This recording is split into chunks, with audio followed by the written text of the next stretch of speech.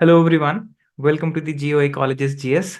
मैं हूं डॉक्टर कृष्णानंद और मैं लेके आया हूं ये ज्योग्राफी ऑफ बिहार सीरीज, जो कि हिस्सा रहा है हमारे लाइव क्लासरूम कोर्सेज का, जिसके बहुत सारे विद्यार्थी सक्सेसफुल हुए हैं बीपीएससी एग्जाम में।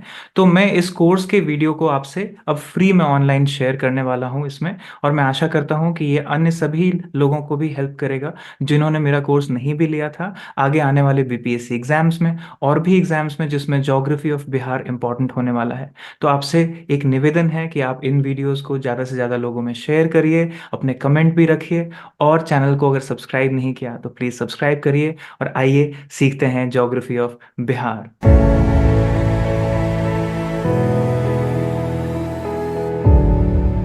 तो natural vegetation of course climate और सॉइल दोनों को यूज करता है। तो क्लाइमेट आपका है ट्रॉपिकल मॉनसून, और फॉरेस्ट इसी से लेके ट्रॉपिकल मॉनसून फॉरेस्ट होगा, या थोड़ा ड्राई एरिया है तो ड्राई डेसिडुअस है, तो ये ज्यादा डोमिनेट करता है। और अगर आप देखें तराई बेल्ट से लेके सदर्न प्लेटू तक आपको डिविजन दिख जाएगा क्लियर कट फॉरेस्ट का। ठीक है ना। From tropical monsoon to dry deciduous एक प्रॉपर आपको दिखेगा डिवीजन। और स्टेट ऑफ फॉरेस्ट रिपोर्ट 2022 का अगर आप देखें तो 7381 स्क्वायर किलोमीटर एरिया है फॉरेस्ट के अंदर, और लगभग लगभग 8%, 7.84% ऑफ स्टेट का ज्योग्राफिकल एरिया जो है अंडर फॉरेस्ट है। कायमो डिस्ट्रिक्ट भभुआ एरिया जो आप देखेंगे इसमें सबसे ज्यादा फॉरेस्ट कवर है, और जहानाबाद जो है वो सबसे कम कवरेज वाला दिखता है। ठीक है, तो ये एक लीस्ट एंड मोस्ट वाला दिखता है। लेकिन बिहार के जो फॉरेस्ट है उनको दो तरीके से क्लासिफाई किया जाता है। एक एडमिनिस्ट्रेटिव क्लासिफिकेशन है जिसमें प्रोटेक्टेड है, रिजर्व्ड है और अनक्लास्ड है। ये एडमिनिस्ट्रेशन के हिसाब से किसको प्रोटेक्ट किया जा रहा है, राइट। तो इसको आप देखेंगे प्रोटेक्टेड फॉरेस्ट में ग्रेजिंग और कल्टीवेशन जो है वो बहुत लिमिट किया जाता है। रिजर्व्ड फॉरेस्ट अगर आप देखेंगे तो इसमें टिम्बर जो है, प्रोडक्शन ऑफ टिम्बर और अदर फॉरेस्ट प्रोड्यूस जो है उसका जो है चीजें अलाउड नहीं है, रिजर्व्ड है वो। ठीक है। और अनक्लास्ड जो है उसमें जनरलाइजेशन है, कैटेगरीज ऑफ रिजर्व से अलग है, इसमें रेस्ट्रिक्शन नहीं होता। तो ये एडमिनिस्ट्रेशन के आधार पे है।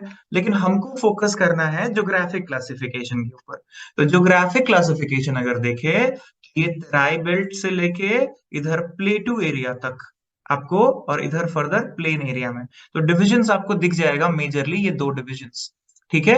मॉइस्ट डेसिडुअस और ड्राई डेसिडुअस। मॉइस्ट का मतलब वहां पे रेनफॉल डोमिनेट करता है, तराई बेल्ट सोमेश्वर दून हिल से लेके बाकी जो एरियाज हैं जहां पे साल ट्री, ठीक है ना, टीक एंड सालवुड जिसको सखुआ भी बोलते हैं, तो साल ट्री सबसे डोमिनेट करता है तराई में, राइट। सेमल, चंपा, अशोक, केन, मैंगो, जामुन, करंज, ये और भी हैं, स्पीसीज हैं इसके।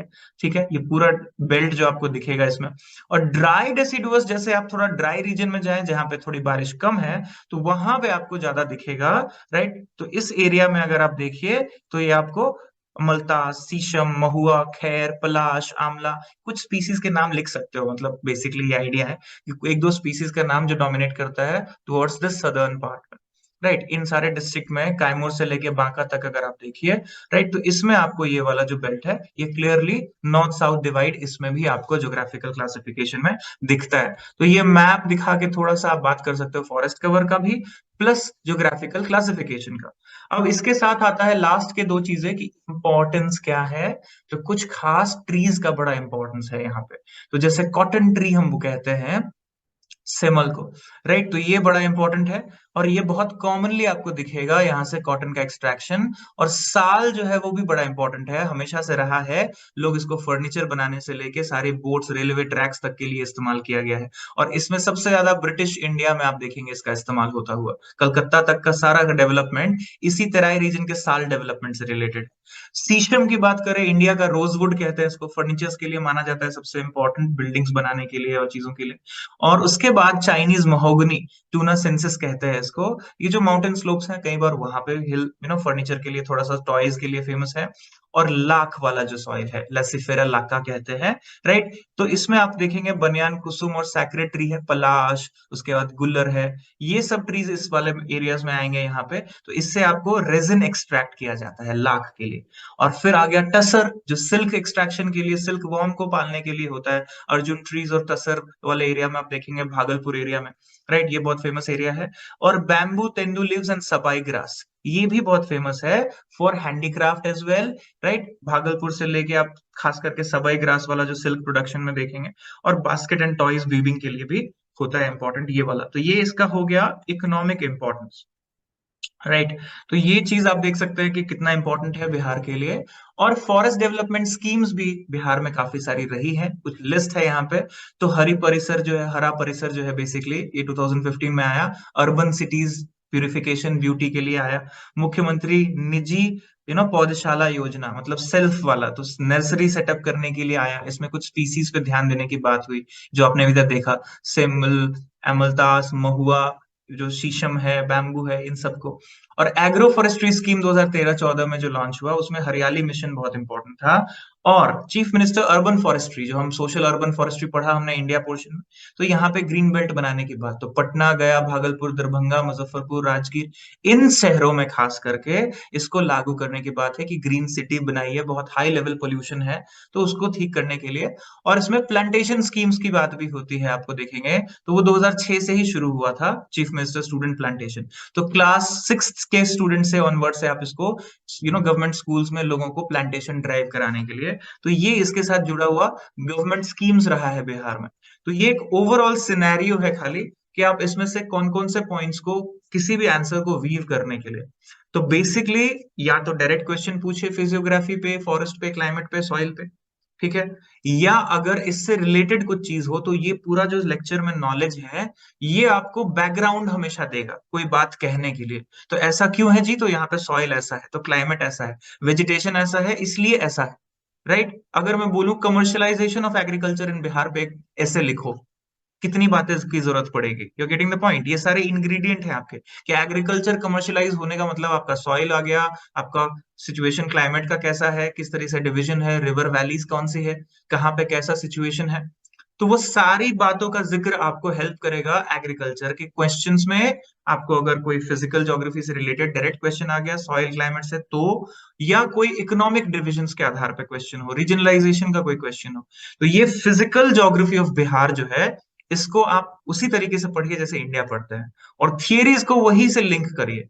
फ्लूवियल लैंडफॉर्म्स है बिहार का, रिवराइन है, तो ऑब्वियसली डेविस की बात करते हैं हम लोग, राइट। सॉइल्स में आप देखिए, वेदरिंग में देखिए, वही फिजिकल ज्योग्राफी है।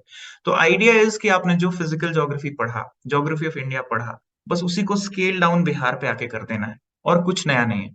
उसके लिए बस आपको बिहार की मैपिंग, बिहार का नो हाउ, डिस्ट्रिक्ट का डिवीजन, लोकेशन, रिवर वैलीज और सॉइल एंड क्लाइमेट, तो बहुत आसानी है। कोई बड़ा डिवीजन, ड्रास्टिक डिफरेंस तो है नहीं, मोस्टली सीडब्ल्यूजी ग्रुप में ही लाई करता है मॉनसून में, और उसी से आप देखेंगे वेजिटेशन में भी कोई बड़ा ड्रास्टिक डिफरेंस वाला नहीं है। नॉर्थ से साउथ में क्लियर डिवाइड दिखता है, रेनफॉल के और सॉइल के डिस्ट्रीब्यूशन के आधार पर। प्लेटू रीजन डिस्टिंक्ट हो जाता है बाकी सबसे, बाकी प्लेन एरिया है इसलिए। तो ये कॉमन एक डिवीजन आपको दिख जाता है। कुछ यूनिकनेस है, जैसे टाल रीजन है, कुछ और रीजन है जो आपने देखा जिसमें एक पर्टिकुलर टाइप का सॉइल मिल रहा है, एक पर्टिकुलर टाइप के क्रॉप्स उगते हैं, तो वो थोड़ा आप स्पेसिफाई कर सकते हैं। तो ओवरऑल सिनेरियो आपको अगर पता हो, तो आप इसके ऊपर बाकी पोर्शंस ऑफ ज्योग्राफी बिल्ड करेंगे। फिजिकल ज्योग्राफी कोर होता है, तो यही core physical geography of Bihar का पोर्शंस है। कोई बहुत इलेबोरेट नहीं है, लेकिन हाँ, अगर आपने इंडिया को पढ़ लिया है तो ये आसान लगेगा, है ना। वही सारी चीजें हैं, जस्ट दैट कि आपको थोड़ा स्पेसिफिक कॉन्टेक्स्ट में बताने आना चाहिए। और इसके लिए आपको मैपिंग करना होगा। जो जितना स्ट्रांगली मैपिंग करेगा, वो उतना अच्छा आंसर लिखेगा बिहार वाले पोर्शन। हर चीज को आप मैप पे दिखा सकते हैं, डिस्ट्रिक्ट बता सकते हैं, लोकेशन बता के बात करना है, ठीक है। तो इसको अच्छे से करिए, इसको कवर कीजिए ठीक से, and take your time and do it on maps. खाली डिस्क्रिप्शन लिख के नहीं आना, थियरीज भी लिखना, एसोसिएशन भी लिखना, ठीक है ना, कि कैसे ये थियरी से हम बता पाते हैं कि यहाँ पे इस तरह से आपको दिखेगा प्लेन्स फॉर्मेशन, कैसे यहाँ पे प्लेट टेक्टोनिक थियरी का एप्लीकेशन दिखता है आपको, ठीक है ना। तो आइडिया है कि आप जियोमॉर्फोलॉजी की थियरी जो पढ़ के आए हैं ना, उसको रिवाइज करके फिर पढ़िए फिजियोग्राफी। धारवाड़ और विंध्यन सिस्टम रॉक्स का हमने वहां भी पढ़ा, पढ़ा ना, उसी का एप्लीकेशन है यहाँ पे, राइट। टर्शियरी क्वाटरनरी सिस्टम वहां पे भी पढ़ा, उसी का एप्लीकेशन है यहाँ पे।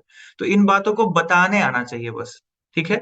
इसीलिए बोलता हूँ कि पीछे के पोर्शंस को अगर आप लिंक करके लिखेंगे, वो ज्यादा मीनिंगफुल होगा, नहीं तो सिंपली डिस्क्रिप्टिव आंसर होगा। तो थोड़ा इनोवेटिव कर सकते हैं, डिस्क्रिप्टिव तो करते ही है, राइट। उसके लिए लिंकेजेस को जरूर कीजिए फिजिकल और ह्यूमन ज्योग्राफी के, ठीक है। चलो, ओके देन, बाय बाय। अगले लेक्चर में मिलते हैं हम लोग। तो अगर आपने इस वीडियो को अंत तक देखा है तो अब मैं आशा करता हूं कि आपने इस चैनल को सब्सक्राइब ज़रूर किया होगा। एक लाइक बटन प्रेस करना ना भूलिए और प्लीज़ इन वीडियोस को ज़्यादा से ज़्यादा लोगों में शेयर करिए ताकि हमारे चैनल का आउटरीच हो, लोगों को फ़ायदा हो और हम आने वाले वीडियोज़ में और ज़्यादा जानकारी के साथ लेके आएंगे और इस ज्योग्राफी ऑफ बिहार सीरीज़ को कंप्लीट करेंगे। और अगर आपको जो कंटेंट इस वीडियो में दिखाया गया है, अगर वो कंटेंट आपको पसंद आया तो वो as a ebook form में, पीडीएफ डाउनलोडेबल के फॉर्म में हमारे वेबसाइट पे उपलब्ध है। उसका डिस्क्रिप्शन में लिंक दे दिया गया है, आप वो वहाँ से खरीद सकते हैं। तो वीडियो के साथ साथ आप पीडीएफ वहाँ से खरीद के पढ़ सकते हैं, अपनी तैयारी कर सकते हैं। So all the best wishes to all the learners. Take care.